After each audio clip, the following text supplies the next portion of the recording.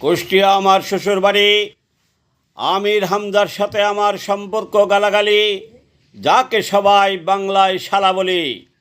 ওই গালাগালিকে বলে যায় গালাগালি সহ আরও কিছু লোক বলেছে গোপালগঞ্জের নাম চেঞ্জ করে দেবে। তোমাদের বলে যায় গোপালগঞ্জের ইতিহাস তোমাদের জানা নাই। বৃহত্তর ফরিদপুরে ছিল রানী রাজমতি, তার নাতির নাম ছিল গোপাল। তার বুদ্ধির কাছে বহু রাজা মহারাজা হতো না জেহাল। সাধারণ মানুষ ন্যায় বিচারেতে বুদ্ধি নিতে যেত গোপালের কাছে। সেই গোপালের নাম অনুসারে নাম গোপালগঞ্জ। এটা বুদ্ধির মোকাম, হেদায়তের জনকল্যাণের কাজ করার মোকাম।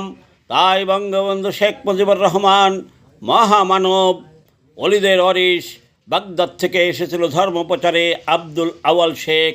সেই বংশের ওয়ারিশ মহামানব বঙ্গবন্ধু শেখ মুজিবুর রহমান। তার নেতৃত্বে বাংলাদেশ স্বাধীন হয়েছে।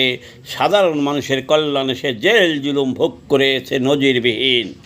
তাই ওই গালাগালি গ্রুপের সদস্যদের বলে যায় গোপালগঞ্জের নাম মোছার আগে নিজেদের বাপদাদার নাম সামনে ঠিক থাকবে কিনা, মনে রাখতে পারবে কিনা, সেইটা আগে ভেবে দেখো, তারপরে গোপালগঞ্জের নাম মুছতে এসো।